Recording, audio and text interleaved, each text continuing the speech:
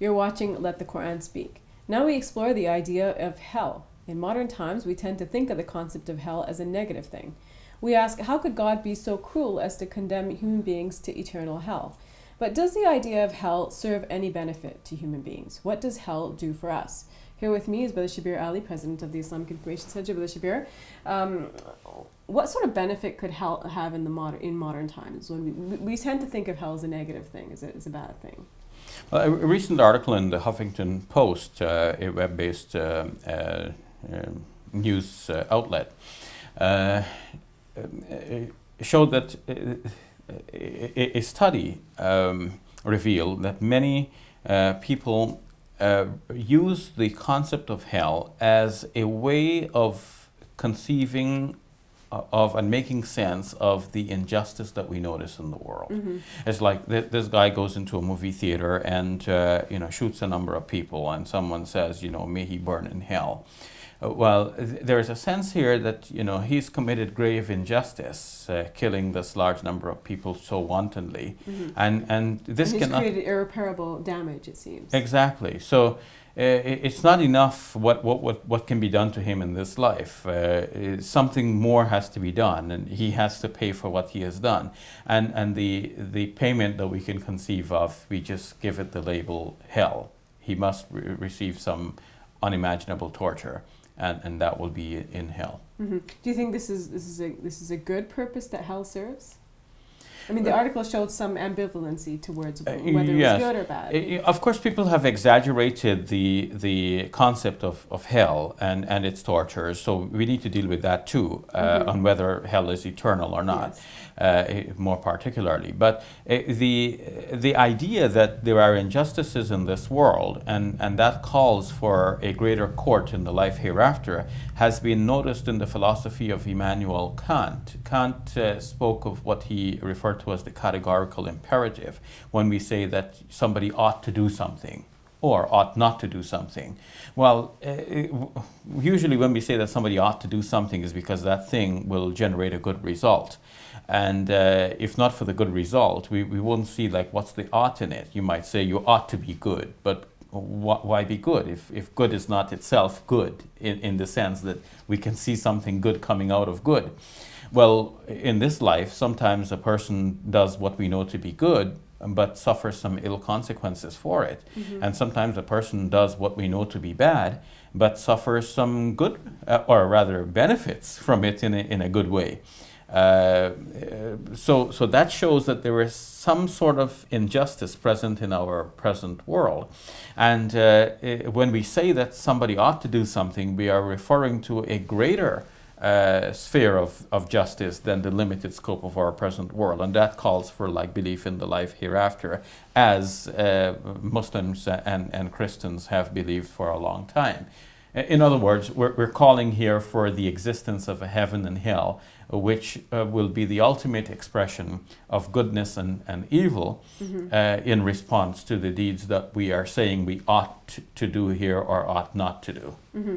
In a sense, the belief about hell then is about hope, the hope that there is somebody out there who can call people to account for their actions in this life.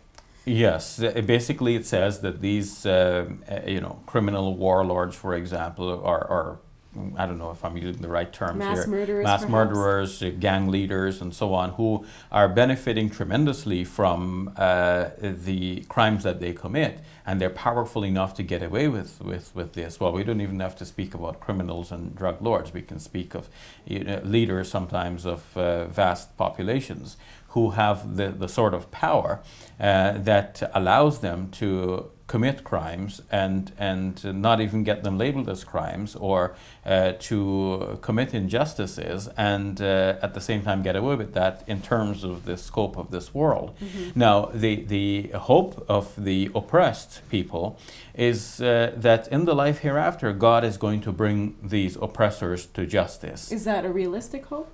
Yes, it is. At least from the Islamic tradition, this is what the Quran is emphasizing again and again, that the people who are being oppressed are calling out to God to rescue them from their oppressors. And God is, in fact, going to support the oppressed people and bring the oppressors to justice, if not in this life, then definitely in the life hereafter. And we see the oppression going on around us, and we wish we could do something, and often we feel powerless to do anything about that. So we fall back on the great hope, the satisfaction that in the end God will do something about this. Otherwise, we would all psychologically crumble under the great weight of injustice that we see falling on us. And being utterly helpless to do anything about it. Mm-hmm. So how would God judge an individual then? Like let's say, for example, a mass murderer whom we see as an evil person. Could God possibly have a different understanding of the individual than we do? Could God have a different understanding of justice than we do? Or can we expect that God will treat the individual the way we want God to treat the individual? It seems to me that our sense of justice flows from that greater intelligence of our Creator. Okay. So our sense of justice is in a way a microcosm of that great wisdom of God. But at the same time, our sense of justice can be slightly distorted by our emotions, our physical presence in the world, our limited scope of things, because we're seeing things in a myopic way, and God sees the whole grand scheme, the big picture. So from our perspective, for example, Satan is all bad.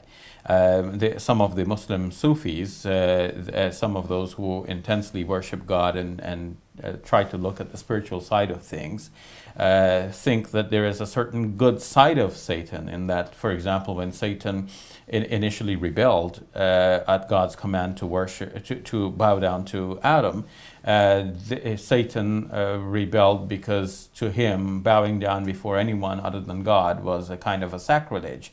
So they, in a way, excuse his behavior. I'm not saying that his behavior is excused. I'm saying that there's another perspective here, and one cannot insist always that my perspective is the only correct one. God definitely would have a different perspective than we have, and than the Sufis themselves have. But a very basic sense that some injustice is committed, and that has to be paid for. This is quite common to individuals almost universally, and we see this as flowing out of the divine wisdom, and it is God's promise that in his divine wisdom he is going to bring the criminals to justice. It may be, though, that God forgives certain people that we think to be unforgivable. This is mentioned in the Hadith, for example, that we might look at a person and say, God will never forgive this person. And then in the life hereafter, God calls us to account and says, well, did you see I will never forgive that person? Well, I do forgive that person. And so we will find that God does have within his prerogative the ability to forgive those whom he wants to forgive. But of course, this forgiveness is not going to be arbitrary like this. It cannot be that God is going to reward the sinner and punish the believer. He will treat believers as believers and give them good reward, and treat sinners as sinners and give them appropriate punishment.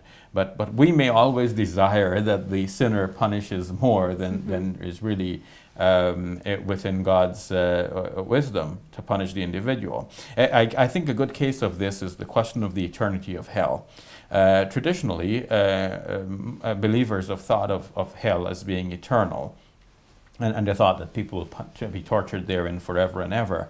But some Muslim thinkers, like Ibn al-Qayyim al-Jawziyah, for example, a great Muslim scholar, thought that hell has a purpose, and everything God does has a purpose. And the purpose of hell is a kind of a purification.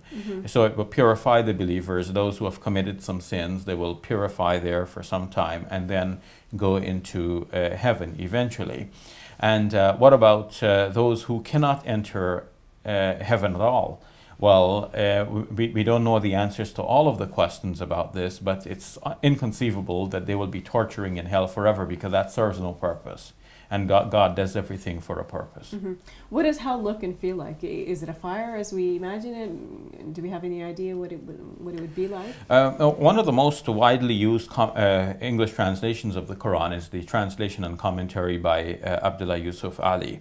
And Yusuf Ali, in his notes, it's more translation and notes than extensive commentary. But in these notes, he gives the impression that when we speak of heaven and hell, these these are largely symbolic terms, and we shouldn't take them as absolute physical descriptions. There is a point to what he says, because the Quran says that when people eat fruit in heaven, they will say this is similar to what we used to, but to eat in the life, but it's only a kind of a similitude, and commentators go into greater detail saying that the two are not exactly the same.